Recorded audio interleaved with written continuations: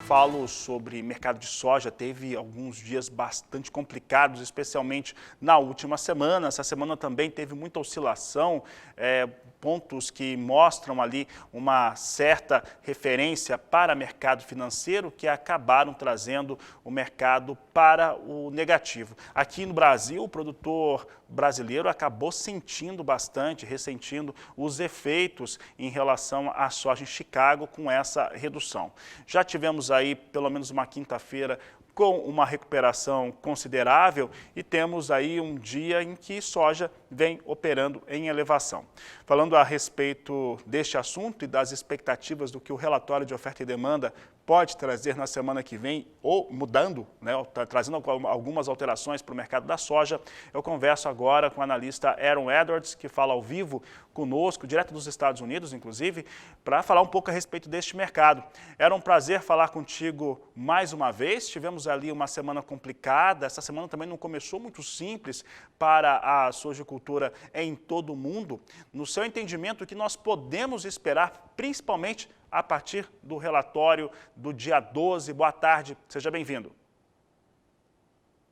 Boa tarde. Pois é, foi uma queda abrupta, né? E estamos recuperando. Ontem, hoje recuperamos. Uma recuperação parcial é esperada como nós temos visto. Pessoalmente, eu acho que voltar para aqueles patamares altos que nós tivemos em junho, no curto prazo, eu acho otimista demais. É possível, tudo é possível, mas uma recuperação parcial temos visto. Acho que pode até recuperar mais um pouquinho.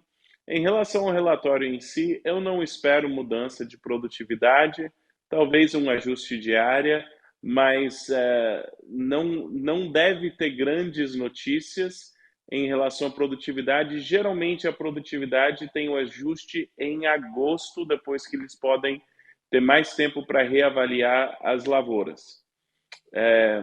Movimentação em Chicago em recuperação, pode até ter um pouco mais de recuperação. O clima atualmente é seco, a lavoura de soja dos Estados Unidos não está perfeita, não é aquela lavoura impecável, está alinhado com a média dos últimos 5 anos, mas com previsão de seca para frente.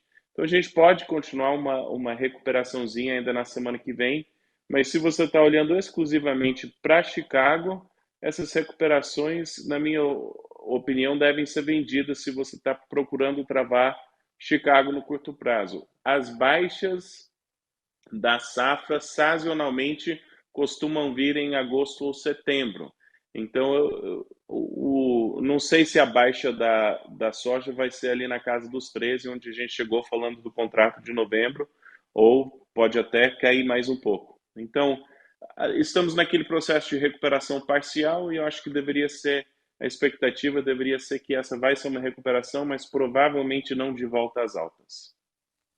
Bom, eu lembro que em uma das nossas conversas, na última, você falava a respeito do produtor, falando do produtor brasileiro, mas falou do produtor americano também, de estar comercializando à medida que apareciam as janelas com melhores oportunidades, em especial até o dia 20, por volta do dia 20, que no dia 30 teria o relatório que acabou confirmando as áreas, né? E depois disso nós poderíamos ter uma alteração de mercado. E como você disse, essas alterações vieram para o campo negativo e muita gente acabou não aproveitando aquele cenário de preços melhores. E aí você acaba de me falar que aqueles preços mais altos, né, aquela coisa de 16 dólares bushel, ali próximo a 17, dificilmente volta. Aaron, como que esse produtor então deve se comportar tanto nos Estados Unidos quanto aqui no Brasil, principalmente aqui no Brasil, que está vendo o dólar também mais alto? Muito bem. Então, em relação aos Estados Unidos, os produtores que eu trabalho, os nossos objetivos de travar preço até o fim de junho estão feitos. Então, eu não tenho muito para vender. Talvez a gente protege um pouquinho o preço se der uma subidinha, mas não é coisa de outro mundo. E muitos produtores dos Estados Unidos, eu acho que estão nessa onda. Já venderam bastante. Depois da safra, sempre tem uma pressãozinha de venda na safra, até eu falei pode cair um pouco.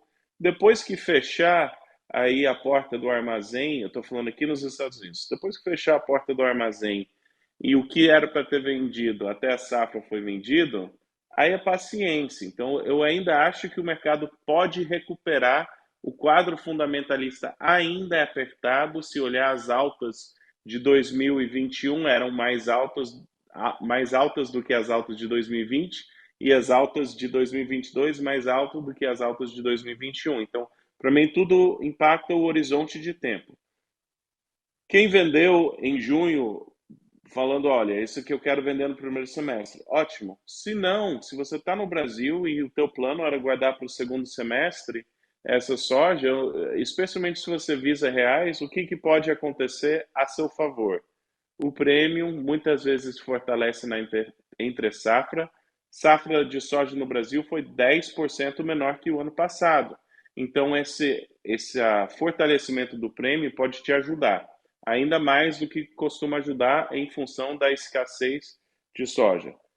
Temos ano de eleição, então o real sempre pode ter volatilidade conforme as expectativas de eleição. Então, pode ter oportunidades cambiais que favorecem o preço em real. E que nem eu falei, passando as baixas da safra, eu acho que o mercado tem grande chance em Chicago de recuperar.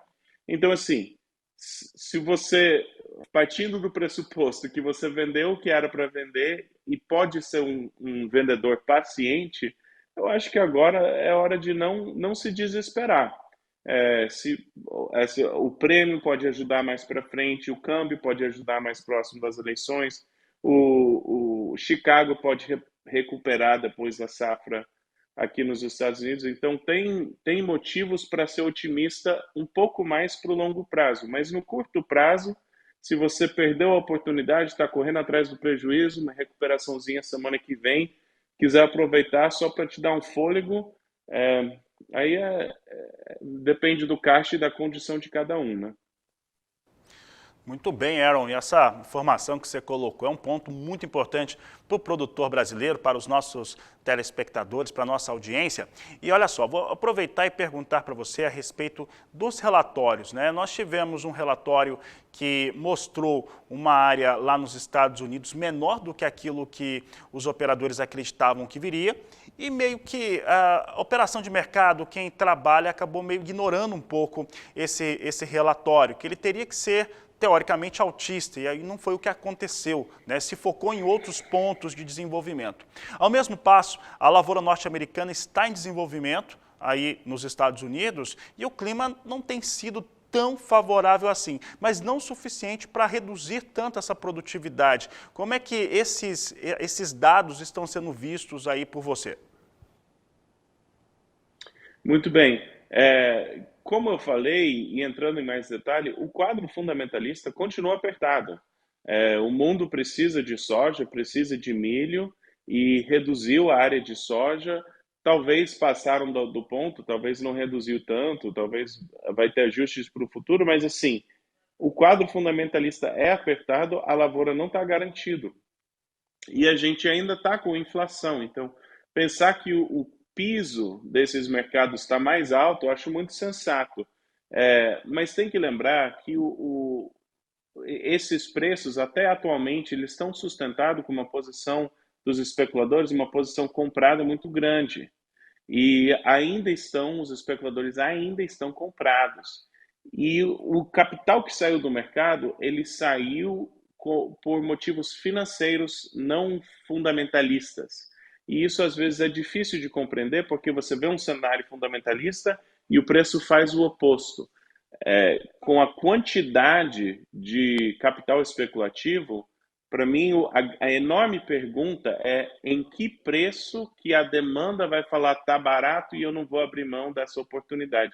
Talvez foi ali na casa dos 13. Talvez eles falaram, não me importa o que os fundos vão fazer, essa soja eu preciso e tá barato. E talvez isso já é o piso natural onde a demanda vai se sustentar e se for o caso, esse piso vai ficando cada vez mais alto. Então, assim, o quadro fundamentalista é apertado, por isso que eu acho que não precisa de desespero na hora de vender. Entre prêmio, câmbio, recuperação em Chicago, em última instância, o mercado vai respeitar a análise fundamentalista, mas nós temos a sazonalidade contra, nós temos uma fuga de capital das commodities de forma geral, e não é nem só das commodities, se olhar todos os ativos financeiros em queda, praticamente todos, com exceção do dólar. Então, assim, paciência, o mundo dá oscilações, esse capital começou a sair do mercado, mas não resolveu o problema fundamentalista. Até não resolver o problema fundamentalista, vai ter demanda pela soja, pelo milho, e isso é encorajador para o produtor.